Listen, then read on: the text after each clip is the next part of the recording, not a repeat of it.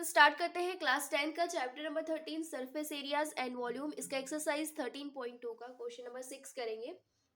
Question number 6 में क्या given है? A solid iron pole consist of a cylinder of height 220 centimetre and base diameter 24 centimetre which is surmounted by another cylinder of height 60 centimetre and radius 8 centimetre.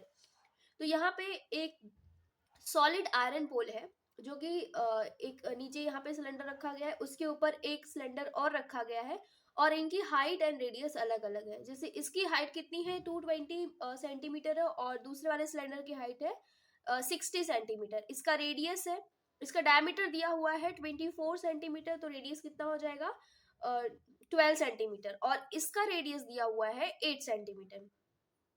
Find the mass of the pole given that 1 centimeter cube of iron has approximately 8 ग्राम मास। हमें mass find out करना है पोल का। 1 centimetre का हमें दिया हुआ है 8 ग्राम है। तो सबसे पहले हमें वॉल्यूम निकालना पड़ेगा इन दोनों का। तो क्या करना है, volume of smaller cylinder and volume of larger cylinder, इन दोनों को प्लस करके हम टोटल वॉल्यूम निकाल लेंगे। तो सबसे पहले जो हमें डाटा गिवन है उसको हम लिखेंगे। तो सोल्यूशन में स्टार्ट करने से पहले देखो यहाँ पे 2 सिलेंडर दिया है, तो मैं मान लेती हूँ कि लार्जर जो सिलेंडर है उसके लिए हाइट एंड रेडियस अलग अलग है। लार्जर सिलेंडर के लिए मैं मान लेती हूँ R1 और H1 मान लेती हूँ। तो H1 हाइट है तो कितना दिया हुआ है 220 सेंटीमीटर दिया हुआ है और यहाँ पे डायमीटर दिया हुआ है, तो डायमीटर कितना है 24 सेंटीमीटर दिया हुआ है। तो यहाँ से हम रेडियस निकाल सकते हैं R1 24 का आधा 24 डिवाइड बाई 2 करेंगे तो 12 सेंटीमीटर आ जाएगा। तो ये लार्जर सिलेंडर का है। अब हम क्या करेंगे, इसी तरीके से स्मॉलर सिलेंडर लिखेंगे। स्मॉलर सिलेंडर,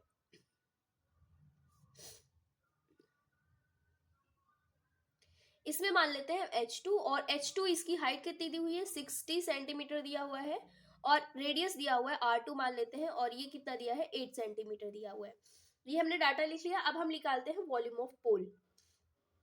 तो वॉल्यूम ऑफ पोल क्या लिखेंगे, वॉल्यूम ऑफ, दोनों को प्लस करना है लार्जर एंड स्मॉलर का, volume of larger cylinder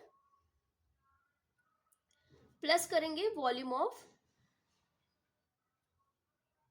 smaller cylinder. Volume क्या होता है फॉर्मूला, सिलेंडर के वॉल्यूम का फॉर्मूला क्या होता है पाई आर स्क्वायर एच। तो दोनों का आर और एच अलग अलग है, तो इसी तरीके से हम लिखे पाई आर स्क्वायर एच, लेकिन R1 है इसके लिए और H1 है। दूसरा है पाई आर स्क्वायर एच, बट इसके लिए R2 है और ये H2 है। दोनों में क्या कॉमन है, पाई कॉमन है, तो पाई बाहर निकालेंगे, बचेगा क्या R1 स्क्वायर H1 और R2 स्क्वायर H2। वैल्यू रखेंगे, पाई को भी ऐसे ही रहने देते हैं। R1 की वैल्यू कितनी है 12, तो इसका 12 का स्क्वायर लिखेंगे, मल्टीप्लाई बाई H1 कितना है 220 प्लस R2 का स्क्वायर, R2 कितना है 8, तो इसका स्क्वायर लिखेंगे, मल्टीप्लाई बाई H2 कितना है 60। इसको रखने के बाद हम क्या करेंगे, इसको सोल्यूशन, पाई 12 का स्क्वायर कितना होता है 144 होता है, मल्टीप्लाई बाई 220, 8 का स्क्वायर होता है 64 मल्टीप्लाई बाई 60, इनको मल्टीप्लाई करेंगे तो इसका आंसर आता है 31680 प्लस जब इन दोनों को मल्टीप्लाई करेंगे तो इसका आंसर आता है 3840 पाई। इसके बाद इनको ऐड करेंगे तो इसकी वैल्यू आती है 35520। इसको आपको ऐड करना पड़ेगा, इसमें थोड़ा सा कैलकुलेशन है। पाई की वैल्यू रखेंगे 3.14 मल्टीप्लाई बाई 35520। हम सिंपली जो पॉइंट है उसको हटा के 3552 को उठा के 314 से मल्टीप्लाई करेंगे, तो मल्टीप्लाई करने पे आंसर आता है 115 है 328, ये आंसर आता है। लेकिन अभी हमें क्या करना है, पॉइंट्स लगाने हैं। एक लास्ट में 0 है तो 0 0 मैंने नहीं लिया था तो 0 लगाएंगे और देखो यहाँ पे पॉइंट के बाद कितने डिजिट है 2 डिजिट है, तो पीछे से 2 डिजिट के बाद क्या करेंगे, पॉइंट लगाएंगे, तो ये आएगा 11,532.8 और ये आएगा सेंटीमीटर क्यूब, क्योंकि ये क्या है, वॉल्यूम है। अब हमें क्या करना है, मास निकालना है। तो सबसे पहले हमें मास गिवन है, mass of 1 centimetre cube of iron, ये कितना दिया हुआ है, 8 ग्राम। तो अगर मुझे इतने का मास निकालना है तो क्या करेंगे, मास ऑफ 115,111 है 2.8 centimetre cube of iron is equal to question mark.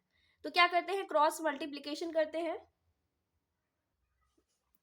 तो क्रॉस मल्टीप्लीकेशन में 8 मल्टीप्लाई बाई 11532.8, जब इसको हम मल्टीप्लाई करेंगे तो आंसर आएगा 892262.4।